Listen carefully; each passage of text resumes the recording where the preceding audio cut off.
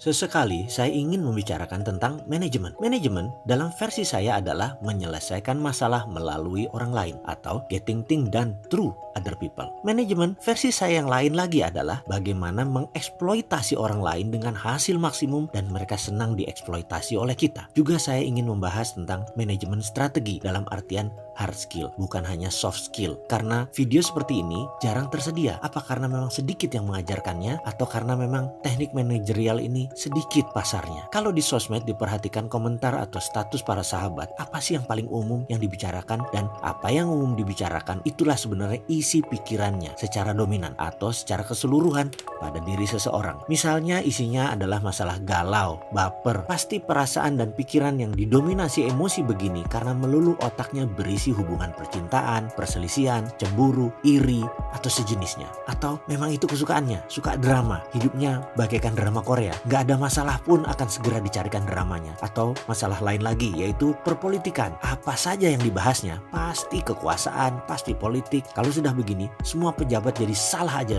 di mata mereka. Kayak saya, apa saja seorang yang namanya si sakit pinggang itu lakukan, pasti saya salahin dia. Siapa ya sakit pinggang tuh? Low back pain kalau nggak salah namanya. Itulah otak saya yang merasa low back pain inilah yang buat masalah di Indonesia. Tapi mungkin saya salah ya. Oke, kita pindah ke topik isi otak seseorang. Kalau isi otaknya pebisnis itu bagaimana? Ini yang menarik. Seperti cerita seorang pebasket legenda bernama Earvin Magic Johnson yang pernah meminta pemilik LA Lakers, Jerry, untuk jadi mentor bisnisnya. Ketika di tahun 87, Magic Johnson masih pemain NBA aktif, namun dia ingin menjadi pebisnis seperti Jerry. Jerry balik bertanya, "Apa yang Anda baca pertama kali ketika membuka koran pagi?" Magic menjawab, "Sport page, of course. I'm a sportsman." Jerry langsung jalan dan tidak menjawab pertanyaan Magic Johnson tersebut. "Will you be my business mentor?" Nggak dijawab. Suatu hari, Magic berkesempatan meminta kepada Jerry hal yang sama setelah Magic berencana gantung sepatu pensiun dari NBA. Jerry pun bertanya, "Do you read newspaper this morning?" Dan dijawab oleh Magic Johnson, "Yes sir, and I read business page." Jerry mengulurkan tangan dan menjawab, "I'm your business mentor." Dan tak lama kemudian Magic Johnson membeli 5% saham LA Lakers sebagai strategi bisnis awalnya. Oke, sekarang apa moral story dari kisah Magic dan